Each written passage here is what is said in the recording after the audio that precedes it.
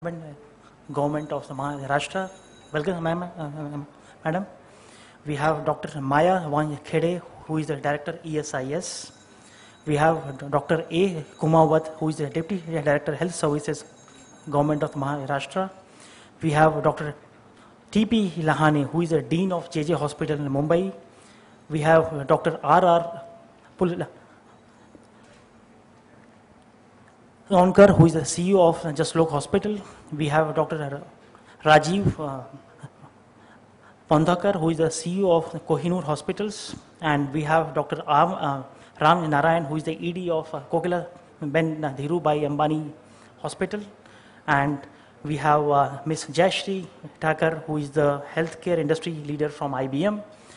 So I think we have an interesting range of panelists on the dais from the government, and policy, hospitals, industry.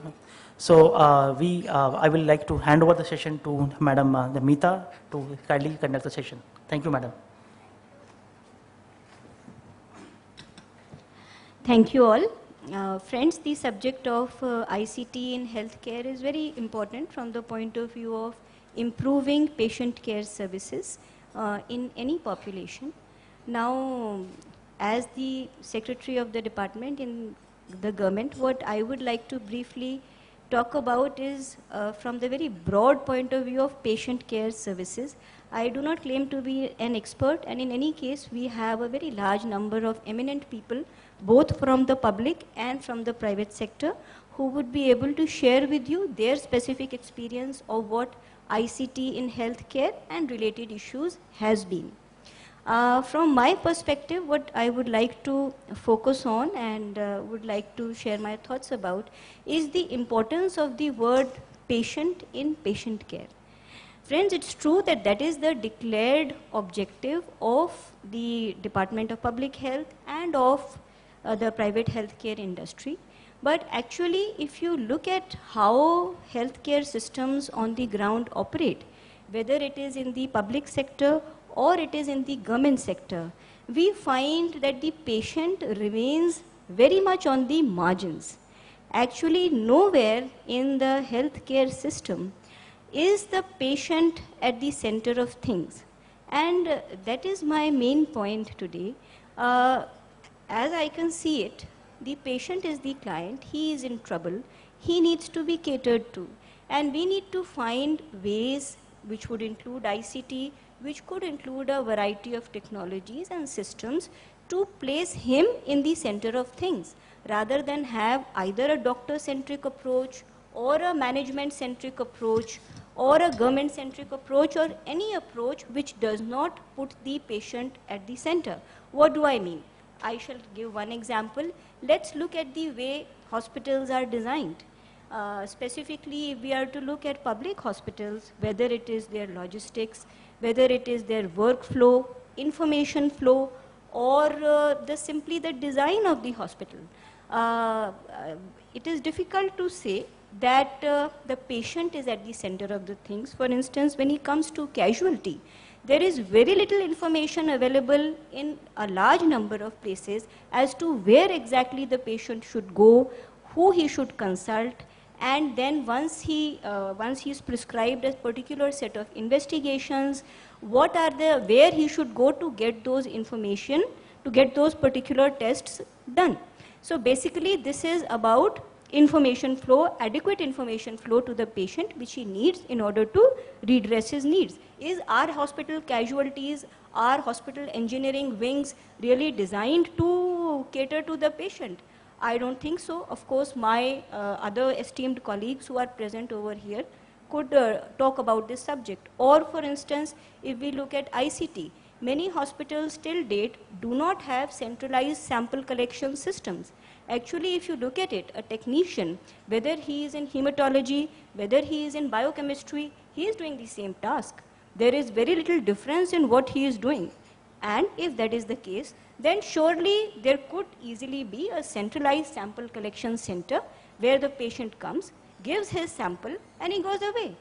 And yet, that simply does not happen. Or similarly, if we are to talk about investigations, then what about results? ICT needs to provide us a way in which those investigation results would be shared and would be accessible to a patient across the hospital and not just in any particular point. Why should it only be available, say, in general medical ward or in any particular technical counter? That is the entire objective of ICT, and not only it could be available, it needs to be available to all the related healthcare workers.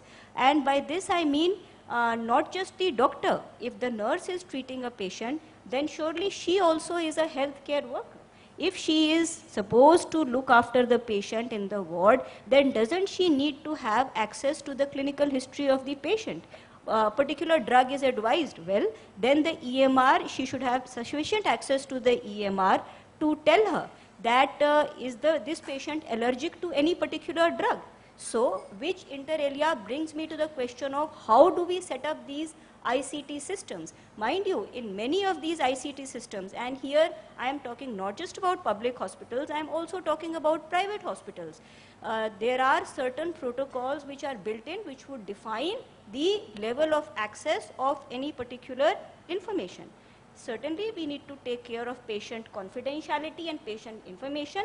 Having said that, those protocols about information have to be designed in such a way that information has to be provided to all related workers, whether it is a technician, whether it is a nurse, whether it is the treating doctor.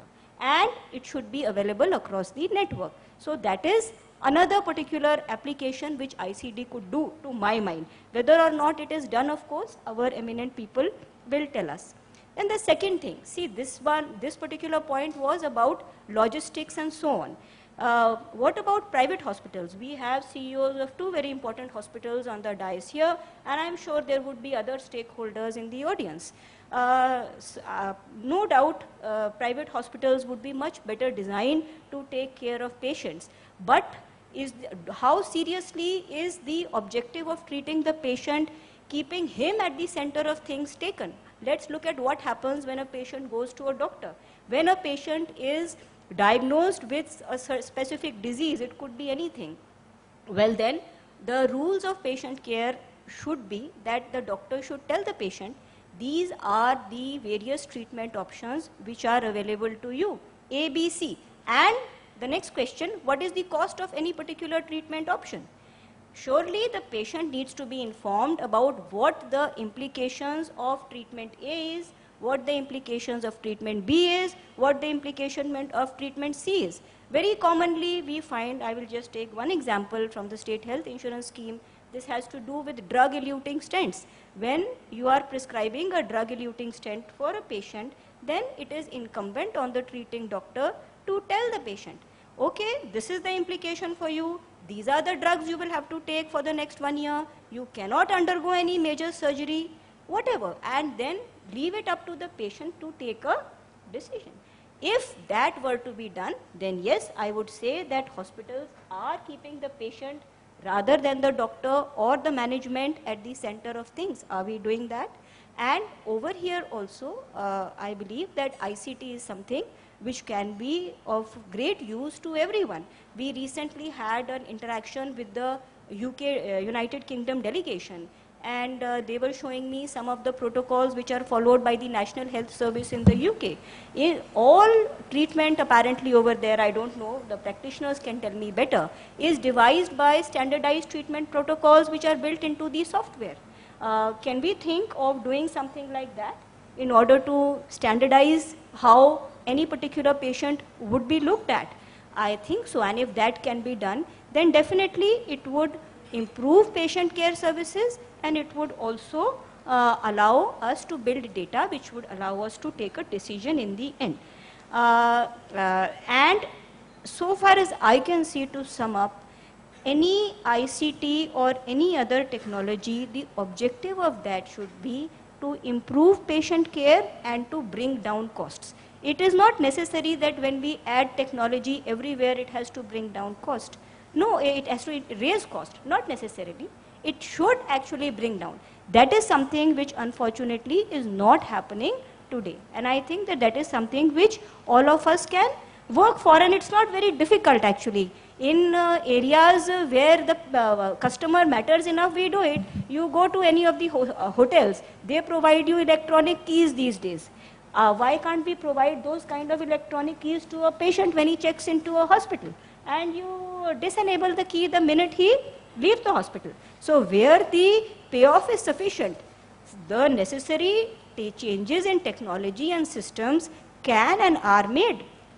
In healthcare, that does not seem to be happening to the extent that could be done. At least this is what seems to me, and I think this is a very good forum to share our experiences on this and to see how we could bring about some consensus on the steps which need to be taken to achieve improvement in patient care. Thank you. Now I would request my colleague, Professor Tatya Sahib Lahane, who is the Dean of Grant Medical College and the JJ Group of Hospitals, and he is here on the dais with me to tell us something about his experiences with the Department of Medical Education and specifically the ICT experiment with which the department has been running for some years now. Thank you. Madam, thank you very much. I think what Secretary Madam told you, that exactly is required in the health department or for the patient. So whenever we consider anything, it should be basically revolve around the patient. And if that happens, then I think that is much useful for the patient care. Now once I joined the Dean, I was very much against for this all ICT thing when I was a professor of ophthalmology. But when I joined in the December 10, February 10, then I saw everything, and then the project, the HMIS project was going on, started in October 8, but it was not properly running. Then I thought, okay, then we'll have to go ahead for the electronic records and everything electronic. There the problem was who will first of all type the things. And the doctors who are there, it is very difficult. See, the doctor is a group. Intelligent people doesn't accept anybody telling them anything. That's the problem. Another thing is to teach them computer is again a difficult thing. Then the paramedicals, nurses, there was a problem. Then we took the classes for near about 6 months. Everybody was trained. Everybody was given the unique number. Also the patient was given the unique number. And I will tell you today, if you see we'll go from the OPD. OPD, the waiting was near about 45 minutes to 2 hours when it was handwritten or clerk was writing. Now today, any patient comes to JJ Hospital, OPD is near about 2500 every day. So waiting for the patient is 7 minutes. Within 7 minutes, any person will get the registration with photograph and everything. So that is a time reduced, and then patient will go without case paper with an unique ID to the department. They will tell where to go. Secondly, when the patient will go there, now the doctor will not type the things. So many things are there. And then they were very rigid. I told them, no, you will have to go with the templates. So what happens, there is a malaria. So in malaria, you will have to write investigations and medicine to each and every patient handwritten. The problem of the doctor was when the patient goes to any medical shop, then nobody can read that, what he has written. So because of electronic records now what has happened, now it is a printing. So each and every medicine is dispensed only by the computerization, otherwise no. If it is written, handwritten, nobody will give you the medicine, one thing. Secondly, the patients goes to the investigations. Now what happens, patient will come on Monday. On Monday, the one unit is working. That unit will come on the next Monday.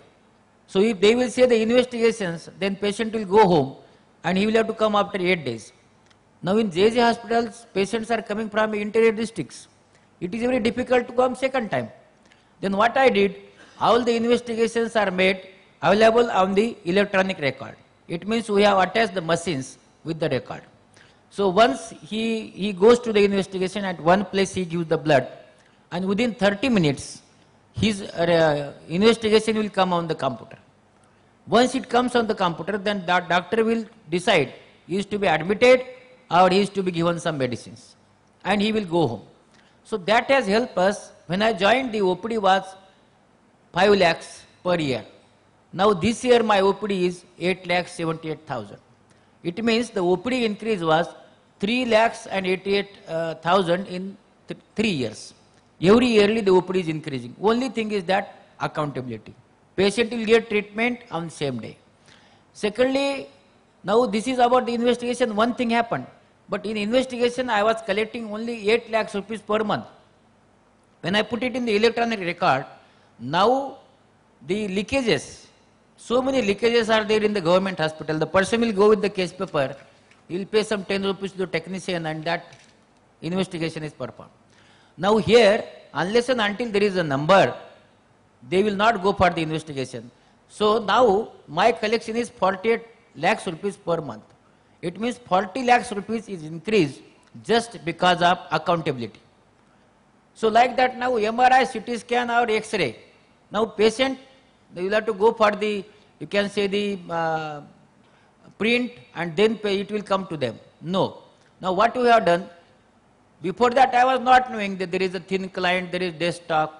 So the images were not passing through thin client, they were 90. We have changed it. Now we have purchased desktop. So each and every X-ray which is there, that is seen immediately by that person. And that person can see, so no loss or nothing or small images. He can see, he can magnify, he can do everything. You can see in the operation theatre, you can see in the table, anywhere. So immediately MRI, CT scan can be seen. So because of that, the treatment is easy, investigations are seen. So treatment is easy. So now what has happened, because of that, the patient gets treatment on the same day, one. Secondly, now patients are admitted in the hospital and discharged by same. Now the patients are put for the OT list, and then the patient is postponed. Then I will come to know why the patient is postponed. So they will have to answer me on the email why patient is postponed, because I can see patient is postponed in some and some this one. We were operating just an accountability, how it helps. 16,000 major surgeries in the JJ hospital. This year we have done 28,300.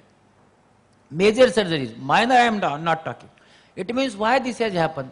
One thing is accountability. Secondly, another thing important in the hospital is stay of the patient. When I joined, the stay of the patient was 13.5 days for one person. Now we have reduced to the 9 days. It should come to the 7 days. So the number of surgeries increase, but the admission days are reduced from 54,000 to 44,000. It means one patient admitted in the hospital for 1 day requires 1200 rupees, and in the OPD 30 rupees. So that 1 day of the patient is reduces 1200 rupees of one person. So by that we have reduced near about 6 crore rupees of the government. But we have done the work more than that. So this is what e-governance, or this is electronic record, is helping us. Secondly, the research. I will tell you the publications, international, or you can say the index journal publications is very less. But if you see now the trauma, how trauma is to be treated or accident, the JJ hospital is having you can say their technology, that is called as a forward flow, published in 132 country on the front page, that this should be the type of thing that you should operate. It means my people are working in the emergency, also in the ward, also in the OT, and 8 hours they will work. They were operating around 26/11 for 86 hours together. But not a single doctor was operating more than 8 hours. After 8 hours he will finish and go. So that is what is useful whenever you go for the e-governance. Now the research publications are increased not only twice, thrice, but more than 20 times.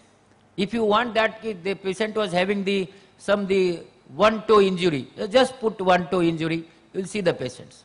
Or how many patients came in casualty or malaria or anything.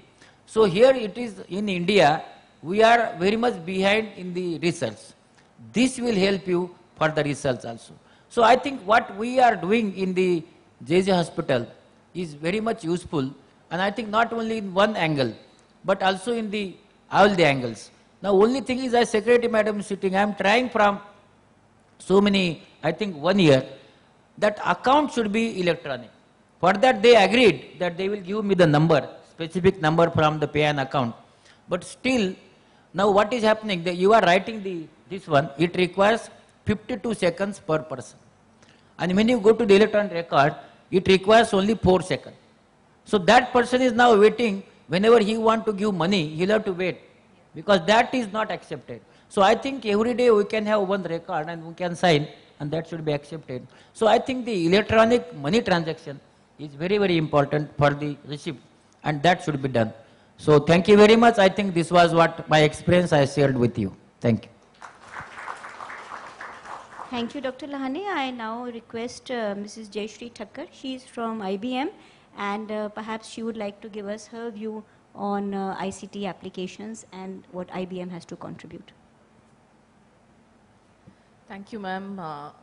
And good afternoon, everybody. Good afternoon, distinguished panel, ladies and gentlemen. Thank you for giving me this opportunity to share some of the key concepts and our point of view in terms of how we can strengthen healthcare in the state of Maharashtra. Your key goals or objectives from a government perspective is really to improve first of all, improve the reach of the services. The second aspect is to improve the quality of care that is provided as measured by the outcomes of the treatment. The next objective would be to reduce costs, because like was mentioned, one is of course the wastages, the leakages that are there in the system, and the second is whether there is a more efficient way of doing things so that you can control and reduce the costs associated with healthcare. Essentially what we're talking about is how can you get maximum value for every rupee which is spent by the government. Value is measured by outcome, value is measured in terms of the kind of clinical benefits that you get. So I found this very interesting. It said e-inclusive economy. So, and that is where the first point about reach really comes in. So today, do we know as a state, where are all our healthcare providers located? And I'm not just talking of the entire government setup. I'm talking of the private sector setup as well, because I do see a big role for private-public partnership, which is possible. So do we know where are all our providers? Where are all the facilities which are available? The medical facilities, the paramedical facilities, and so on and so forth. Are they accessible? Can we have a service provider management solution which is enabled by technology, which gives access to every citizen, to every single doctor and every single facility which is available in the state? That is really the starting point, because it is possible that there may be areas where a patient is sick and he may not find a doctor, right? Or he may not find a doctor of a particular specialty. And this is one area which technology can enable very well. And this is where the whole concept of private-public partnership comes in, and where you can leverage the private sector, which already has a very good setup in terms of secondary and tertiary care, right? But for that, first, what you really need to do is have a complete knowledge of who is available, where they are available. You even have technology solutions with, geospatial integration, where you can actually, on a map, pinpoint and find if somebody wants to identify. And I see this as a big benefit that you can offer the citizens. The second is in terms of the electronic health records. And we have just heard a lot of good things which has been done at the JJ hospital. Now that is really a hospital management system which kind of enables the entire operations of the hospital, so that you're able to deliver care using technology in a very efficient manner. Now if you were to take that to the next level, to let us say a state level, are we in a position to have an electronic health record for every citizen in this state, where we are able to capture the clinical, at least basic level clinical information, basic level treatment information, basic level prescription information, so that we have a complete longitudinal view of the patient. This will help especially when patients go from one service provider, one hospital to the other, or when they move across different cities. If at a state level we had this longitudinal view of the patient through an electronic health record, I think that would be of immense benefit. The other aspect that I'd like to touch upon is in terms of the drugs, medicines which are procured. Now today, as I understand, there is a lot of medicine procurement which is happening in the public sector institutions. So there is certain kind of planning, forecasting which is done, and the medicines are procured. Are we sure that we have the right medicines at the right place at the time that we wanted to be able to give our patients? And this is where linking the entire supply chain with the clinical side of it becomes important. Today, the two of them work as parallel streams. So there is the entire diagnosis treatment stream which goes on in the hospitals, and then there is a separate stream which is to do with the prescription of medicines. So if you're able to link through the electronic health record that I talked about earlier and pull up the prescription data from there, consolidate it, aggregate it, and then use that for planning, forecasting, I think that will be of immense benefit. It will also lead to a lot of cost reduction, because I'm very sure that there are, given the kind of large network that we have of medical institutions in the public sector, there would be a lot of inventory which could be lying at different locations.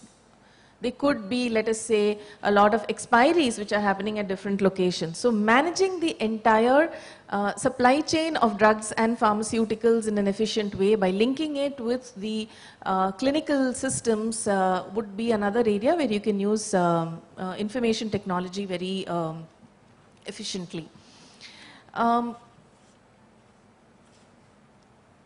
Another aspect which I'm sure is already being done is in the area of clinical standardization as far as the drugs and pharmaceuticals go. I know that for sure that in the large private sector hospitals, a fair amount of clinical standardization is done and formularies are created. But I think at a state level, if this initiative could be done in terms of clinical standardization, then again there would be huge amount of cost benefits. The next step as part of this whole clinical standardization initiative would be to really look at procurement from a generic perspective, so that again there is some cost reduction which is possible. And associated with that, you can have other technology solutions from a procurement perspective. You can also have technology solutions which help you manage the entire logistics. So procurement and then redistribution to the different points of care is another area where you can have solutions like, let us say, warehouse management solutions, for example. The next area I want to quickly touch upon is that of equipment and asset management. There's a lot of equipment which the medical institutions have. So at a state level, do we have a complete view of all the equipment, all the assets which is there, whether they are functioning, whether the AMC on this equipment is being managed, right? So again, if you can leverage information technology, you can do very good asset management, and that in turn can also be linked to your financial systems for calculating depreciation and so on and so forth.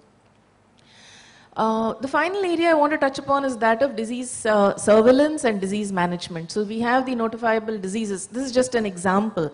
Now, are we in a position today at the state level to know exactly where there are disease outbreaks the day it is actually isolated or tested or identified?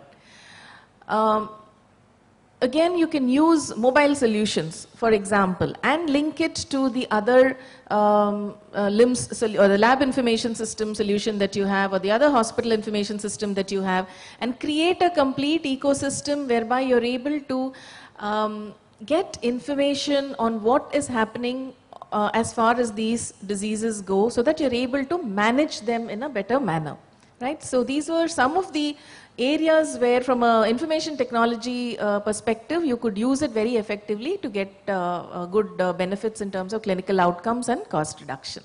Thank you.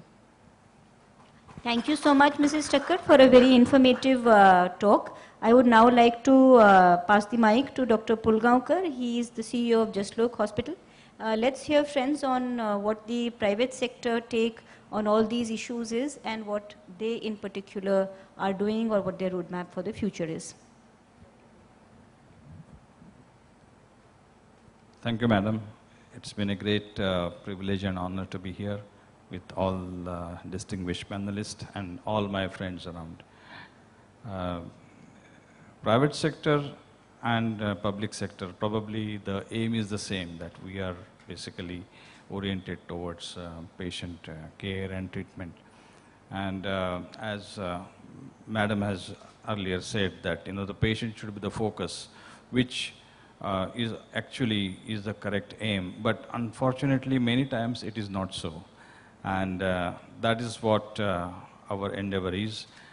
Whenever any change happens, and I agree with Dr. Lahane, and I don't know how he is implementing that in his big setup, that how to teach people to change.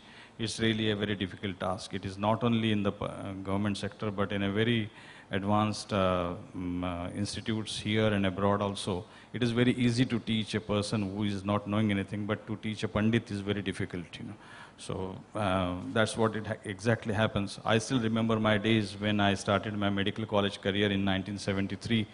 There was a machine and they told that, this is called as ultrasound. And my professor of gynecology told that this is just a liability.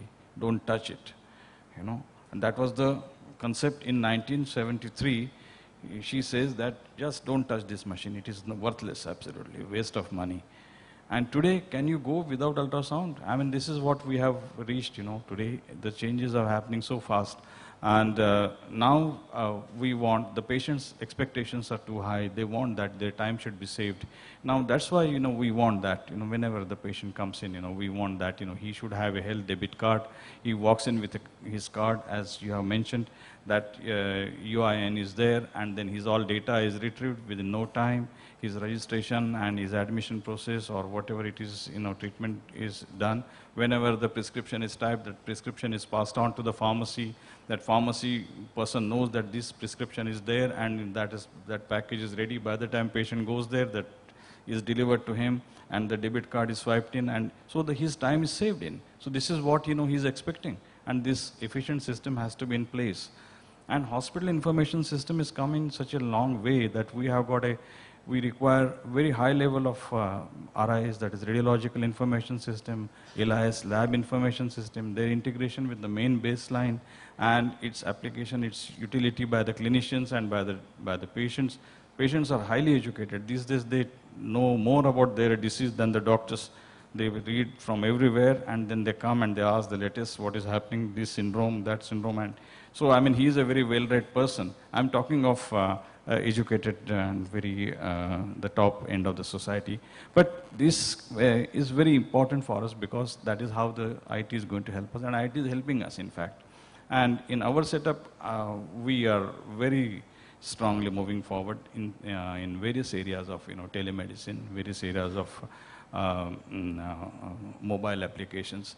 That is, like, for example, patient wants that, I want all the information on my mobile, Whenever the blood is given, investigation is done, the same ELIS has to be linked up with my mobile, and that information should be available to me in no time, which is there as airline does or as the railway does. And railways has done a lot of damage to the health system, because their IT has become so powerful and so good that everybody says that when the railways can do, why you can't do it, And that sort of a concept is there. Every step in the hospital is IT is involved these days, and we are not very far off when there will not be any prescription on paper, which is very difficult. In fact, doctors, we have to teach them that you have to write a prescription on iPad or some tabletop instrument.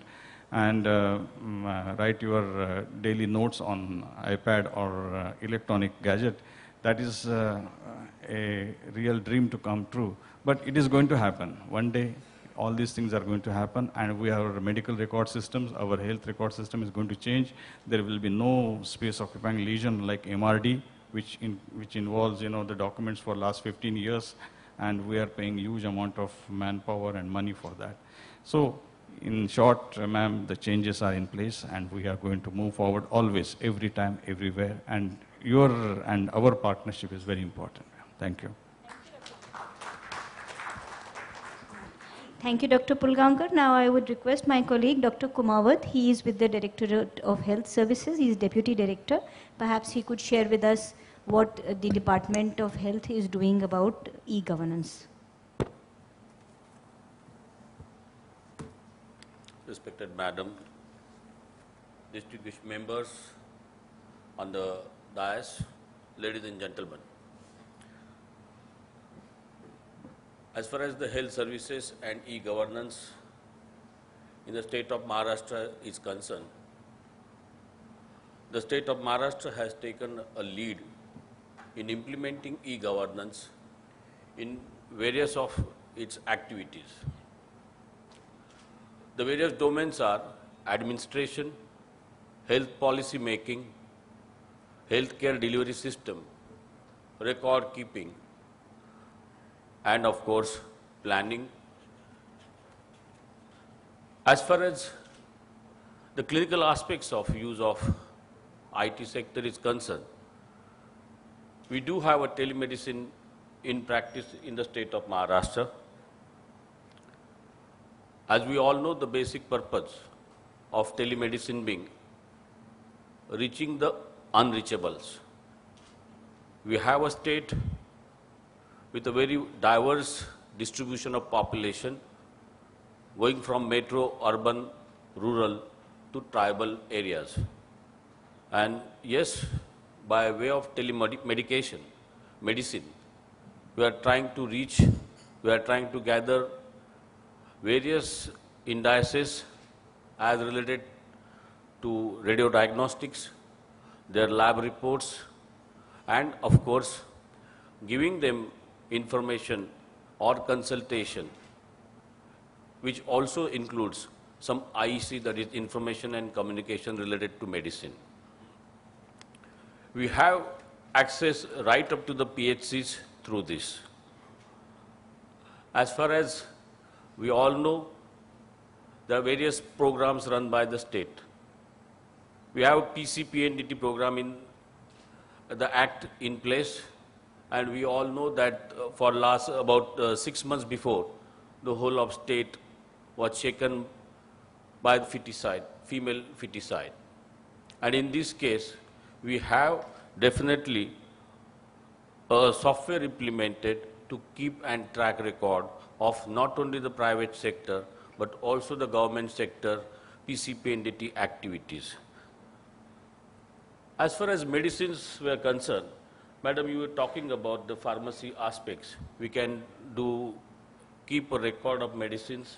We can, in fact, we are going for generic medicines also. The policy is taking place at a higher level, and we will very soon go for generic medicines. But as far as the procurement is concerned, and the stock levels are concerned, the lifespan of medicines are concerned, we get day-to-day pull right from taluka level hospitals, district level hospital, to the regional hospital, to the apex headquarters in the states. As far as the disability is concerned, we knew that there was a lot of workload, there was a lot of patient load at our district hospitals, the government medical colleges, from where the disability certificate is given. But now I'm proud to say that we have a disability software in place, and disability certificate is given online by way of this, of all sorts of disabilities of the body, including the mind. As far as the mother and child tracking system is concerned, we all know that this is a very sensitive indice. There are very sensitive indices in this area, this lifespan, and we are keeping a record and tracking all information related to the mother and child their various progresses about their maternal stages. As far as child is concerned, the immunization, all these kind of indices have been given day-to-day basis from Tehsil level to the district level and from district regional level deputy directors to the state level officers. As far as Cox or tuberculosis is concerned, we all know that this is a dreaded illness and plagued the society for quite a long time. In fact, it has been translated now up to the drug resistance tuberculosis, and we do have a software that keeps all the record of these patients, pre-treatment, treatment, and then follow-up, which includes other comorbid problems in these patients, particularly related to HIV infections. This particular program is called Nikshay. Nikshay is a Hindi word, and that is eradication of Cox. We do have a health advisory call center that will provide us very easy access to information and guidance regarding the health services offering to our ASHAs, ANMs, and of course the junior medical officers at the peripheral level. We have a SBTC information system. This is our State Blood Transfusion Council. This will keep record of the various blood banks which are present at the district levels and will coordinate with the state people, which will give us inputs about the stocks.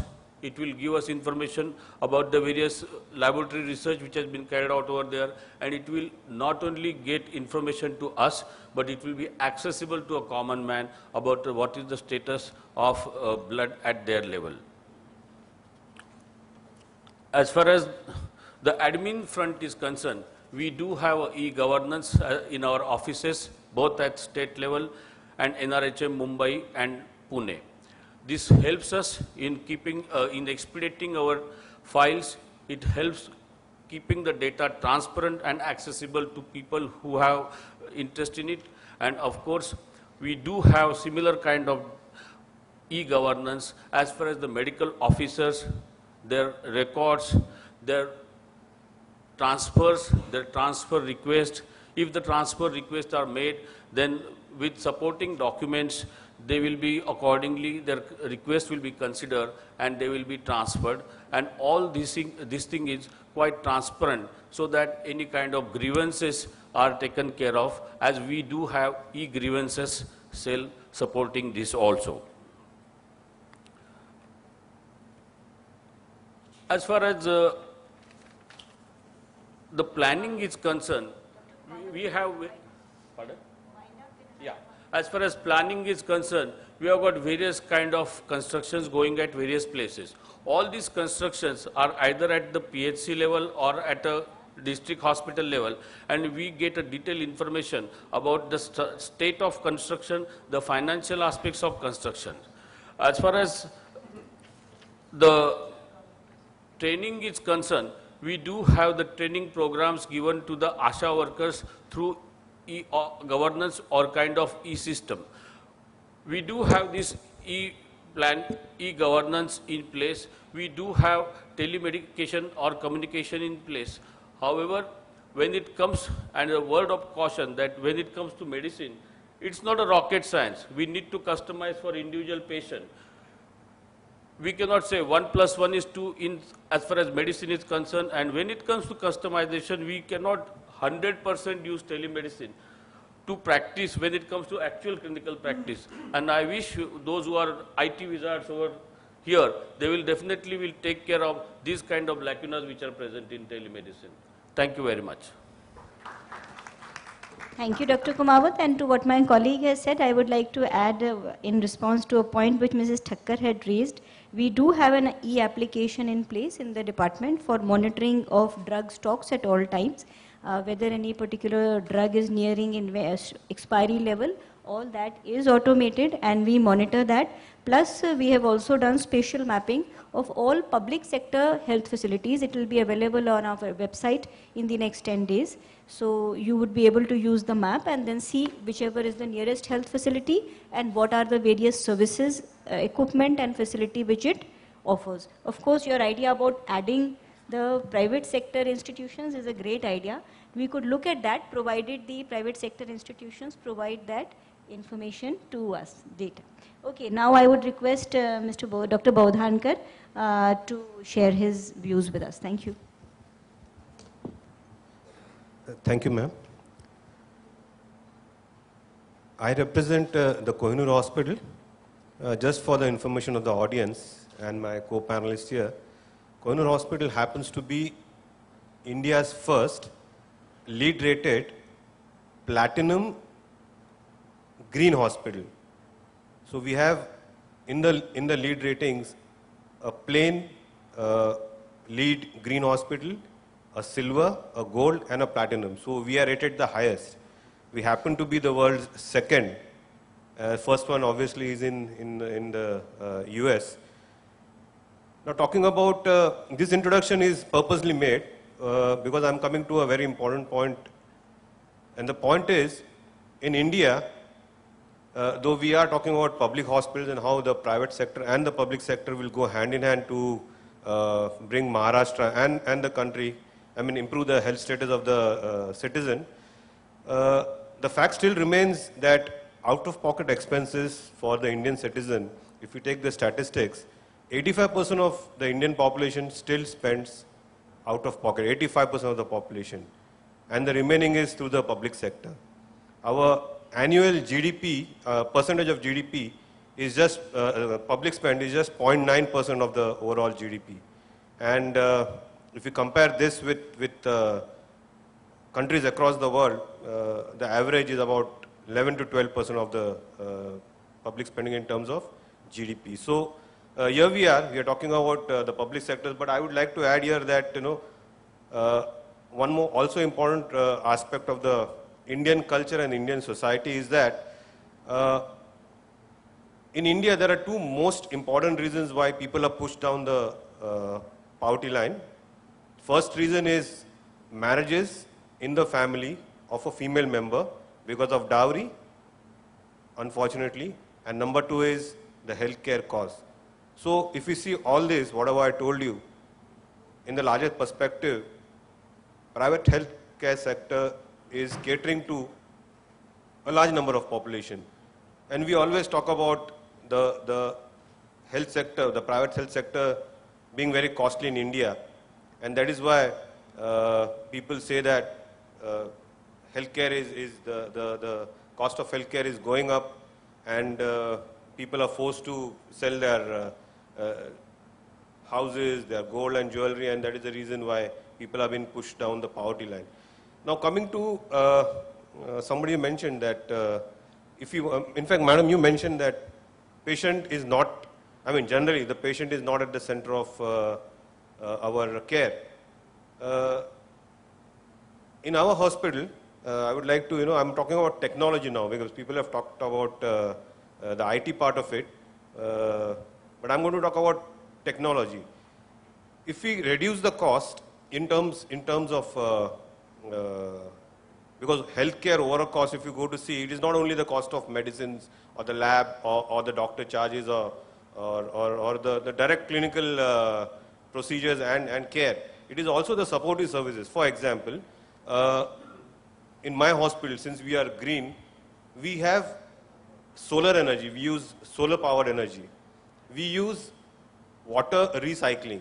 We use technologies which will control costs. So what happens is, we pass on this, the savings that we make, we pass on to the patient. Probably many people in the audience will not know electricity cost of a hospital because it is 24/7 to 365. Cost of electricity is highest as far as hospitals go. And if you control this cost, major cost will be saved, and what we do is we pass on to the patient. So this is an indirect way of helping the patient, because in private sector, if you keep the cost down, it's definitely going to help the patient. A few technological advances that we have in our hospital. We have a integrated building management system. For example, let us take the OPD room. When there is nobody in the OPD, the lights will go off automatically. We have a system where, AC, the AC cooling part of it, fresh air will be stopped and suppose the room is occupied again by a doctor and patient and his relatives, the level of carbon dioxide is monitored and immediately fresh air is pushed in to the number of people. So automatic, this is all automatic, it is through the integrated building management system. For example, in the corridors, when there's nobody in the corridor, there's no movement, lights will go off automatically. In the perimeter, for example, when the sunlight comes up in the morning, the perimeter lights will go off. In the evening, as the darkness comes on, the lights will be switched on. So you see the savings that we do through technology helps us pass on this savings to the patient. So overall, the cost to the patient is reduced. So these are the few things which we manage. We talked about clinical protocols, we talked about protocols in general. Madam talked about National Health Service, NHS in the UK. In private sector also, we now have a lot of protocol-driven systems. For example, in my hospital, all the nursing stations, we have all the protocols of that department on the common drive. So what happens is, even if the nurse goes, because there's a lot of attrition in nurses in the private sector, even if the nurse goes or doctor changes, the RMOs change, but the common protocols are all in the common drive. So whenever a new person comes, he has to just go through the protocols and follow that. So in the private sector, we believe in protocol-driven hospitals rather than person-driven hospitals. So that helps us keep the patient at the center of the clinical care. Now we have something called, because of this technology, we have a monitoring of, we call it the Kohinoor process system, where we monitor every interface the patient has with the hospital. For example, if there is a call to the hospital, to the casualty for an ambulance, my system monitors when the call came and when did the hospital leave when did the ambulance leave the hospital. And we have certain protocols where the ambulance must leave within 10 minutes. So you see at every stage, this could be a discharge process, this could be admission process, this could be the turnaround time for a lab sample, this could be for a billing time, for discharge times, credit patients, cash patients. So all these are technologically driven. So what happens is, there is a fast turnover of beds, because we can turn over the beds faster. So in a given bed strength, we can have more patients. So our patient days, automatically we can increase the patient days at the same optimal, using the same optimal resources. So you see technology, how much it is helping us. We talked about, we read in the newspapers, wrong drug, wrong patient operated. We have a simple patient identification in terms of barcoding. So when the patient is admitted, he's barcoded. So there's no question of the wrong food getting amputated or the patient getting wrong medicines. So, this is all through the barcoding. Lab samples similarly are also barcoded. Lab samples are barcoded.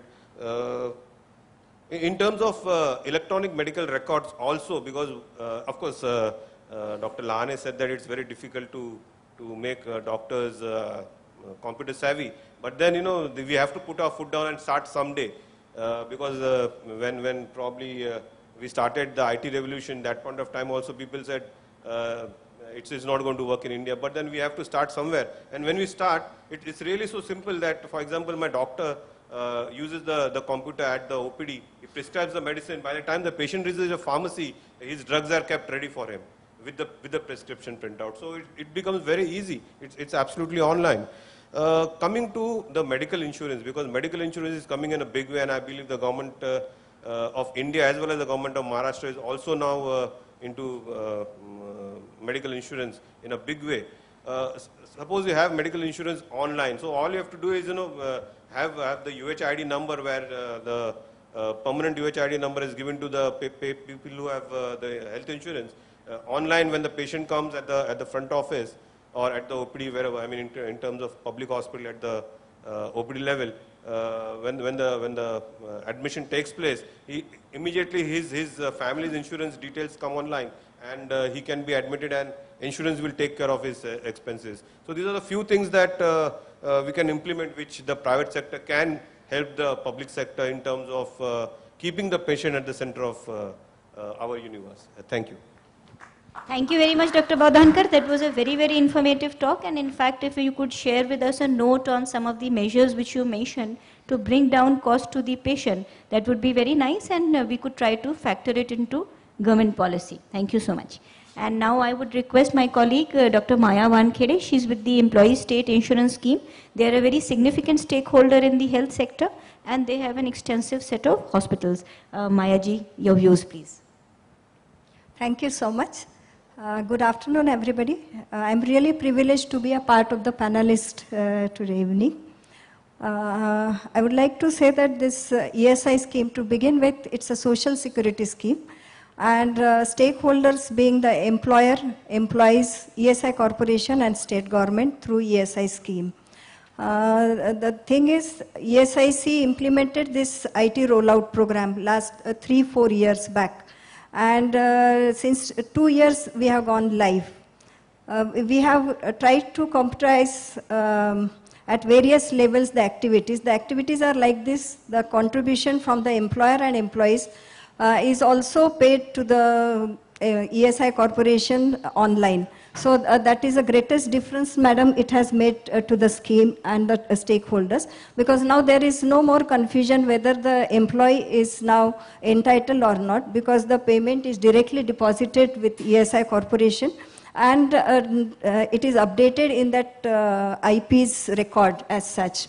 Then secondly, now when the employer and employee's contribution is already there, they are issuing the smart card, which is valid throughout the India. So once he is having this card, he can go to any hospital anywhere in India and use this card to get the medical treatment as such.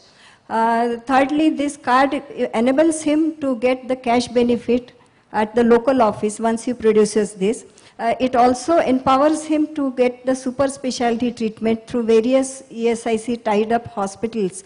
And earlier, I remember those days when the entitlement used to be a real big problem, where IP's relatives used to go from this office to that office just to get the entitlement certificate, because without that, we cannot refer a patient for super specialty treatment. And now it is just a click away with which we are able to confirm his entitlement to the super specialty, and all the serious illnesses are taken care immediately. Even about his cash benefit, earlier we used to issue him the certificate which used to be manually filled up, but now it is generated online.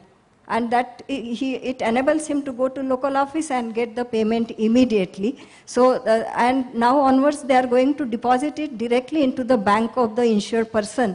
So he doesn't have to go again and again to get his check and other things. We have also a Dhanvantari module, which is basically to be used in the hospitals. But I would like to say that because of certain problems, we are not really able to run it as effectively as Dr. Lane Sabo is really, I must say he is a very lucky person, and behind that it is his motivation and hard work with which he is able to achieve that. But at our level, we have come across certain issues. We are running short of manpower. See, technology is there to upgrade the performance. But in medical field, and I think all of us will agree that technology cannot replace the manpower in health sector, because there has to be a manpower to operate this technology. Whereas we are, madam, really falling short. We are trying our hard. We are running certain modules. See, ESIC has developed a wonderful module through Wipro, which is comparable to any private sector, what they are running presently. So it is a very well made and a user friendly too. I can really share with you that some of our class 4 employees are also carrying out the work of registration by using this, because it is very user friendly and just a click away. And we need to basically, we are a state-run scheme, and we are a part of public health department, and we would like to be a part of e-governance in state of Maharashtra, because earlier the scheme was to be transferred to ESI corporation. So we were left out from this e-governance, and we are not linked with the state government programs. And we are hoping for and we wish to develop it and link with state of Maharashtra. There are few issues like medical reimbursement, which even state government, we are not developed that because we don't want people to come again and again with the same problem. And I'm a part of that medical reimbursement committee, and I find that the claims are pending over the years. And really they have to face a lot of problems because of this communication and technology, and if properly incorporated, medical reimbursement can be very well taken up for this. And another is about the issue of certifications. If that is also been incorporated, it will be really helpful to upgrade the system. I think that is what I could share at this level. Thank you so much. Thank you, Maya ji. Friends, we have time for a few questions. Yeah, I can see a hand over there. Madam Secretary, distinguished panel. Ma'am, you mentioned your first few lines were about the fact that we are not very patient-centric. And you mentioned something about the fact that, you know, the patient comes in, maybe there's a trauma, there's an accident, and he doesn't know where to go. Yeah. Now, do you think that some very simple technology, or simple, perhaps you're also doing it, so please excuse my ignorance, yes, but something which is very simple, like visual friendly posters, yeah, but very friendly. Already the patient is in trauma. Yeah. His family is in trauma. So what if you had the ability, technology provided you the ability of having something very visual. See around us, everything is visual, you react to it easily. Yes. Now if it's friendly, if there are pictures and photos of the doctors on duty, if you have this problem, go to this doctor, he's on duty. If you have this problem, go to this head nurse, he's on duty. Yeah. General awareness of what needs to be done, where a person should go. Very friendly, very easily done. Something that's not seen today in hospitals. Plus the fact, ma'am, that when the trauma is over and the patient's discharged, can we not look at, again, technology helping in the patient carrying a simple piece of paper, again, which is very visual, yeah, very friendly. It's written perhaps in his language or her language, so that when he or she gets back home, there is something very nice to read. The hospital doesn't want him to come back and wants the patient to recover, but it's a nice way of telling somebody that we care. So perhaps, ma'am, if there is something that you can think about. No, thank you so much. I think that those are very valid points, and in fact now the Department of Health Services is taking up a major e-governance project for at least all the public hospitals in the state. That's around 400 hospitals. So this point about adequate information display, signage, I think we will take it up on our priority and see what can be done to inform the patient. Very good suggestion. Anything else? Yeah, I can see a hand over there.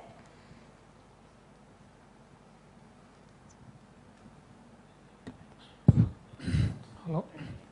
Yeah, I am very much impressed about the kind of medical facilities or in the NRHM is taking, and also Honorable Secretary is taking. First thing, like Dr. Lahane said regarding this data entry of the inpatients, etc. What I have noticed, probably it may be there in that hospital also, but what I have noticed in the Tata Cancer Hospital is that you can do the e-check-in. Like you do e-check-in at the airports, you can online fill the admission form, and by the time the patient reaches the hospital, he can immediately be admitted. If that can be made available on the internet, that will be really nice. That is one thing. Secondly, as the Secretary pointed out, that generic medicines are going to be made compulsory, which will be a very nice thing. And then like the number of hospitals around in a particular area will also be made online. I suggest that the municipal hospitals also need to be included in this list, and then which will like help us in because there are certain areas where the state hospitals are not available, only the municipal or Gram Panchayat hospitals are there. So I request that such kind of hospitals also may be included. Then Dr. Bhavdankar said about this various facilities available at his hospitals. He made some references to the medical insurance also. What I notice is like whenever a patient goes to a particular private hospital, first thing is seen is like how much medical insurance he has. Based on that, the kind of facilities or kind of like the suggestions or tests are done. That's what I have experienced. That is one thing. And finally, whether this can be like altered. I think it is just a suggestion. You can think on that. And finally, these records, the patient's records, if you can attach to the Aadhaar number, that will be very nice. It will be available all over India. That's all. Thank you. Thank you. Dr. Bodhankar, would you like to respond to that point actually about health insurance that is related to another issue which I had raised about treatment options? Do doctors really give patients treatment options? Just for the information of the audience here, I don't know about the other private hospitals because I'm not a representative of other private hospitals. But in my hospital, we have a patient counselor where we actually give the cost of the treatment to the patient. We explain in detail. And we also take a undertaking from him that you have been explained everything and are you okay with it? If he's not okay, he doesn't sign the form. And we also give an assurance that the cost explained to you will be only plus or minus 5% of the cost explained. So this is a very unique system that we follow. I don't think any other hospital follows this practice. And you talked about medical insurance, that could be some black sheep in the family, like any other profession. So they may be misusing the whole thing, but we don't ask what is your insurance and based on your insurance we give treatment. It's not that way. It is always patient-centric. So depending on what the patient requires, the treatment is advised. So because even in the private sector, the doctors are equally busy. I mean, we don't have all the time in the world to see his insurance and then advise. It is always the symptoms and then the advice and then the cost is explained. So it is a reverse, not the other way around. Or could we, yeah, I can see a hand. I request you, ma'am, could you, last question, could you make it crisp and to the point? Sure. Hi, ma'am, I appreciate the inputs from all the panelists. We have, I think all of them have been talking about how to evolve the entire process of treatment from the experience perspective and efficiency. Now, my question is to the Secretary. Are there any initiatives on preventive mechanism so that you don't have to go to a healthcare, because there's one initiative which I really appreciate, which probably Mr. Kumawat's department would be driving. I see these polio sessions have been so diligently happening that they keep on knocking at the door and ask, is there any kid who is supposed to be going through this polio drops? So similarly, are there any other initiatives? Because end result, I think what this department is looking at is probably prevent the entire occurrence of reaching the hospital. Ma'am, that's a very important point which you make. Thank you. And yes, definitely one of the major objectives of public health care policy is to provide preventive health. And in fact, that is one of the standard objectives which all the service providers in the public sector down the line are expected to do, whether it is tuberculosis, whether it is diabetes, whether it is heart disease or anything. We do have programs. Perhaps we could share those with you at some other time. But yes, there are sector-specific programs, and yes, preventive health is just as important as curative health. We wind up, or I can see one hand. Okay, we'll take one last question before we wind up. Yeah, please. That one? Yeah, over there. Yes, the gentleman over there.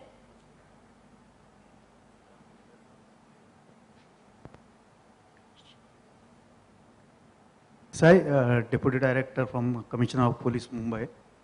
Actually, I have got one organization-centric question. Can I ask now or? If you can ask it in one line and to the point, please do so. Yeah, do not make it long. I just wanted to know, I have understood that DHS is implementing a module, hospital management module from CDAC. Yeah, that's right. And I have come to know that our Nagpada Police Hospital is one of the pilot hospital in that project. Which hospital? Could you be louder? Nagpada Police Hospital, Nagpada. Police Hospital. That's right. But we don't have any written communication regarding it, and we don't know how to go about it and how to.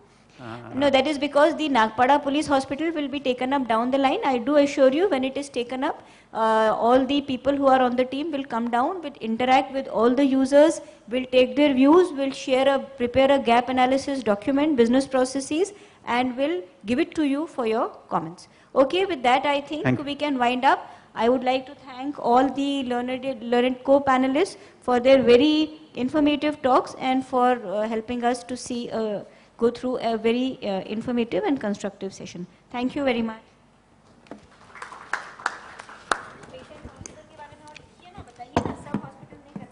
I think it was a great session and we learned a lot.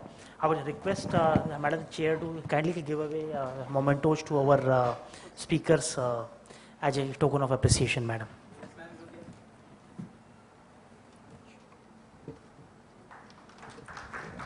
Thank you, sir.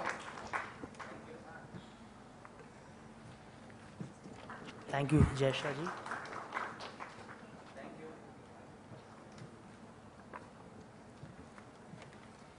We had great input from ESIS. Thank you, ma'am. Thank you very much.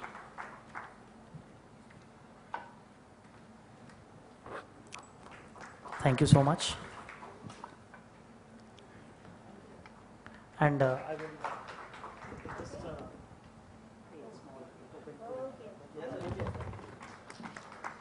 I would like to just request that we are from 5 more groups on the stage. We have a closing remarks. We have Ramani from Department of IT. She will be presenting a small brief on what all happened last 2 days. And then we will close the session. Thank you so much. Good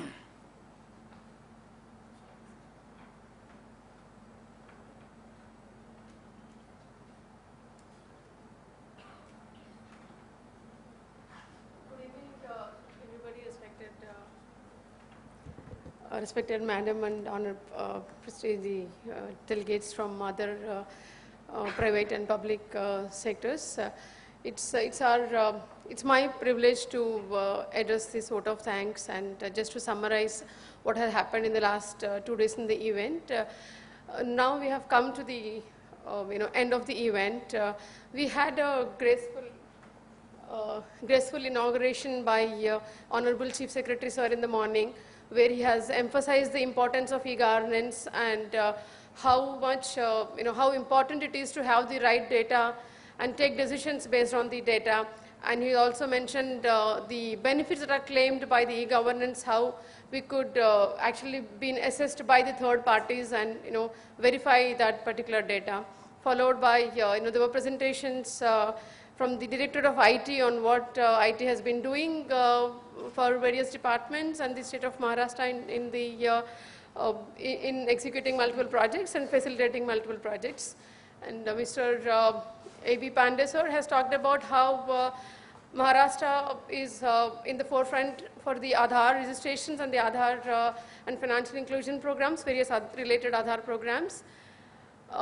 Later we had a session on pillars of e-governance, various departments, representatives from IGR, DIT and multiple other people have talked about various initiatives in each of their departments. Then followed by we had a wonderful presentation by our collector Sindhurg sir on how they have gone ahead paperless in the district and how being a roadmap, giving us a roadmap for the entire state on how we could be going paperless in all our public administration, right? And then there was a technical session moderated by Sri Moiz Hussain sir, SIO, on cloud. How technology can help us make e-governance initiatives go a long way, and how Maharashtra again has been a pioneer in adopting the changing technologies and changing technologies in the market. Then we had a session on ICT in education moderated by Wag sir, and we also had a very innovative idea from Polycom to have a video session through Singapore, and there were great learnings on how ICT could be used and the benefits of having virtual classrooms versus physical presence in the classrooms, and the definition of attendance itself is being changing in the world of education by use of ICT. Later we had a last session on smart cities with a variety of panelists from MTNL to BEST to MADA and private partners like IBM. So they had presented their views on how smart cities should be, and there's a long way for us to go ahead, but various steps each department is taking to make Mumbai and multiple other cities in the state as smart cities. Then we started our next day, second day, that's today, with the success story of Aadhaar and how direct benefit transfers are happening in Aadhaar. Key information like reaching about 7 crore transactions, 7 crore enrollments in Maharashtra. Soon be the one of the top enrollments in the top states of highest enrollments in the country, and we have also learned about different districts and how they are performing. For example, Wardha having about 91% of coverage of enrollments and having a high financial inclusion and the DBT schemes being included in the district. We have also learned from our banking partners and the NPCI and how they are helping the government in making the financial inclusion project a huge success. Then, of course, one of the major events of the eMaharashtra, that's the award ceremony, was held, and congratulations to all the award winners. And we had award categories in from government to the private partners, and in the health and in the education, G2G, G2B, and G2C in the various categories. So accolades to the exemplary work done by all the nominees and the awardees. Followed that, we had a session on e-transaction, which actually enlightened few of us on what different services that government is offering through simple centers like Citizen Service Center, and how the service delivery to the citizens is going ahead in terms of the mobile service deliveries and few other service delivery platforms. We also had participants from Bakranji, who had been one of the key players in assisting government in the service delivery framework or any other e-governance initiatives. So we also had participants from IGR, Bank of Maharashtra, and a few others talking about the e-transactions. And as we have seen in the earlier presentations, Maharashtra is actually doing 12 crores in e-transactions on an average. Finally, we had the session on ICT in healthcare, and it was it's actually a great panel here on the dais, and the session started with a very thought-provoking questions from Secretary Ma'am, and then very key points on how ICT is enabling the patient-focused services in the health sector, and we also talked about how cost to patients can be reduced, and how ICT exactly can be used in the patient care. So while patient care being the at most focal point, there are also a lot of initiatives being taken care in the administrative side in terms of automating the other administrative the functions of the hospitals. Few things like reduction of wait time for the patients, which impact you and me, every one of us, when we visit the hospital. So it's a great work being done by healthcare, public and private sectors, including the government, and huge work being done by e-governance teams at the DHS is highly appreciated, madam. Thanks for the session. I just would quickly recap on what we have talked about on how IT department is doing. I won't take too much of time. I'll quickly run through the slides. I'll So we have actually, Secretary Sir has actually talked about this in the beginning. So we as a Maharashtra are in the top layer of the pyramid, and we are one of the leaders in the e-governance. This number increases now, 57, becomes more with the awards we received today, right? And these are the pillars: the policy framework, capacity building, our funding framework, institutional framework, and the core infrastructure like our SWAN, CSCs, and the common statewide projects are the pillars of the e-governance in the state. I won't talk about much. This is all we have been hearing about, the projects like Aadhaar and associated projects. The state data center, cloud are the key backbone for us. And e-office, e-procurement, e-district are a couple of the other projects the DIT is focusing on. And we have the citizen service centers, which we've seen in the e-transaction session. And of course, the SWAN, the network backbone of the state. We also have some unique initiatives such as district and divisional consulting, where consultants from Directorate of IT are actually visiting the districts and divisions and helping people on the ground to implement their e-governance initiatives. Similarly, one of its kind, e-governance certification, is an online certification program that we have, and we welcome everyone to register and get certified for the e-governance, to be a e-governance certified professional. Our wish list, we are very close to achieving some of these, and there are many more. So provide Aadhaar to at least 10 crore residents.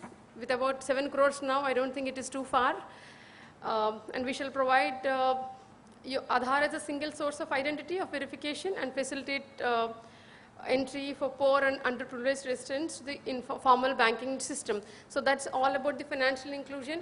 The reach of the benefits to the beneficiaries, underprivileged or the rural, everybody has to get the benefits. That's our wish list. And to ensure 6 districts are covered 100% in the financial inclusion schemes. And we are talking about having about 10,000 business correspondents. We ensure that all e-governance applications are in Marathi and the mandatory use of Marathi. There have been steps taken by setting up our Center of Excellence with Marathi, and then also a lot of work being done in the Unicode, conversion of Marathis. Our aim is to roll out 100 e-services after doing the BPRs and standardization, and achieve at least 10 crores G2C and G2B e-transactions, and provide IT-related training and capacity building to at least 20 lakh people across Maharashtra, which include citizens, government employees, consultants, vendors, and all the stakeholders of the e-governance. We wish to continue our leadership in the cloud services, and we also would like to mentor the other states. We intend to implement at least 10 applications with the GIS and business intelligence functionalities, and encourage the adoption of e-governance 2.0, that's the mobile governance and other e-gov 2.0 definitions. Paperless governance through the e-office, sorry for the mistake, and we wish to continue the propagation of e-tenders to bring the transparency and accountability in the system. And we would like to spread the awareness of cyber security and establish IT security standards, which are very, very important considering the increased use of IT and ICT through the e-governance channels and other means. Ensure we continue to ensure the nationwide recognition, and we also would like to support all the initiatives being taken by the districts. So this is the wish list by our Secretary Sir and the wish list of our IT department to go forward. So with this, I would like to thank everyone. To start with the eMaharashtra team, Ravi Gupta and his team, and all the other supporting team and the sponsors, the Taj Group, DIT, and one and all. Thank you very much. Thanks, Ramani, and we will see you next year at the eMaharashtra 2014. And may I have a group? Ramani, please join. Yeah.